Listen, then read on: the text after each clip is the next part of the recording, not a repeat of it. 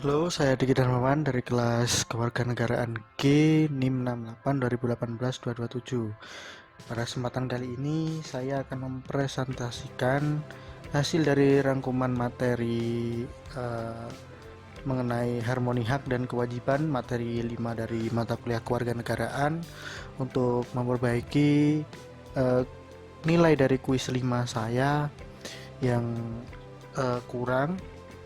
Maka saya membuat video ini. Yang pertama tentang harmoni hak dan kewajiban.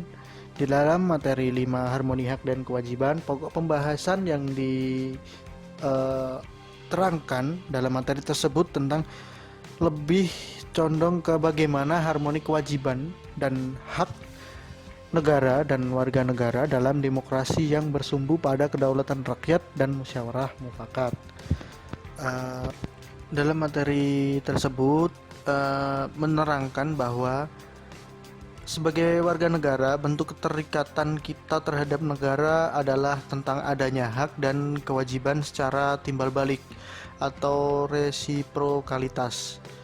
Warga negara memiliki hak dan kewajiban terhadap negara, sebaliknya pula negara juga memiliki hak serta kewajiban terhadap warga negara.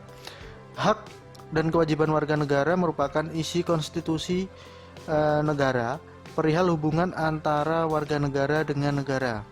Di Indonesia, pengaturan hak dan kewajiban warga negara diatur dalam Undang-Undang Negara Republik Indonesia tahun 1945. Bagaimana pengaturan selanjutnya agar dapat diwujudkan dalam hubungan yang harmonis antara hak dan kewajiban warga negara? Nah, dalam pembelajaran bab ini, kita juga akan mempelajari atau kita dituntut untuk mempelajari perihal harmoni antara hak dan kewajiban warga negara di Indonesia yang berdasarkan pada ide kedaulatan rakyat yang bersumber pada sila keempat Pancasila, sejalan dengan kaidah pembelajaran ilmiah dan aktif. Kita juga diminta untuk menelusuri sehingga untuk bertanya, menggali, membangun argumentasi dan mendeskripsikan kembali konsep kewajiban dan hak warga negara serta bentuk hubungan keduanya, baik dalam bentuk tulisan maupun lisan. Di dalam materi harmoni dan kewajiban ini kita juga akan mempelajari tentang konsep dan urgensi kewajiban dan hak negara dan warga negara, yang meliputi tentang konsep hak dan kewajiban, yakni yang dimaksud adalah memahami konsep dan hak serta kewajiban dalam bernegara, dan yang kedua ada tentang apa yang dimaksud dengan hak dan kewajiban, bagaimana hubungan dari kedua konsep tersebut. Yang berikutnya tentang dalam materi ini kita juga akan diberikan materi tentang mengapa diperlukan harmoni kewajiban dan hak negara serta warga negara Indonesia, yakni untuk memberikan pengertian sebagai landasan berpikir kita sebagaimana kita masyarakat yang berbangsa dan bernegara di Negara Kesatuan Republik Indonesia, tentang hak dan kewajiban kita sebagai warga negara yang baik tentunya. Dan apabila kita dapat membedakan hak dan kewajiban kita untuk melakukan hal tersebut, maka negara juga akan tentu saja akan melakukan hubungan timbal balik terhadap kita sebagai rakyat, yakni negara akan memenuhi hak dan kewajiban negara untuk kita sebagai rakyat Indonesia. Pemahaman hak dan kewajiban ini tidak dapat dipisahkan, yakni hak dan kewajiban merupakan satu kesatuan utuh yang pada hakikatnya tidak dapat dipisahkan atau tidak ada yang lebih dapat diprioritaskan. Ketika kita memprioritaskan suatu hal dari hak dan kewajiban ini, tentu saja tidak akan terjadi sebuah keharmonisan antara hak dan kewajiban kita sebagai warga negara yang baik. Maka dari itu diperlukan pemikiran atau landasan berpikir untuk keharmonisan konseptual dari hak dan kewajiban bagi kita sebagai landasan berbangsa dan bernegara. Materi yang ke-6 atau selanjutnya ini saya juga membuat penjelasan tentang materi tentang demokrasi untuk memperbaiki nilai kuis 6 saya, yakni demokrasi. Dalam materi demokrasi ini kita akan mempelajari tentang hakikat, instrumentasi, dan praksis demokrasi Indonesia berlandaskan Pancasila dan Undang-Undang Negara Republik Indonesia tahun 1945. Sejalan dengan kaidah pembelajaran ilmiah yang aktif, kita juga akan diminta untuk menelusuri, menanya, menggali, membangun argumentasi, dan mendeskripsikan kembali esensi dan urgensi demokrasi Indonesia yang berdasarkan pada Pancasila dan Undang-Undang Dasar Negara Republik Indonesia tahun 1945, baik secara lisan maupun tulisan. Dan untuk arti dari demokrasi ini adalah secara etimologis, demokrasi berasal dari bahasa Yunani kuno yakni demos dan kretin, bahwa kata demokrasi merujuk pada konsep kehidupan negara atau masyarakat di mana warga negaranya atau warga negara dewasa turut berpartisipasi dalam pemerintahan melalui wakilnya yang dipilih.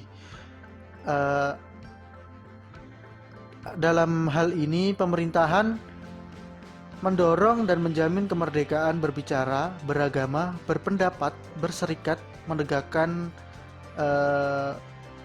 hukum yang berlaku atau rule of law, tentang adanya pemerintahan mayoritas yang menghormati hak-hak kelompok minoritas, dan masyarakat yang warga negaranya saling memberi perlakuan yang sama.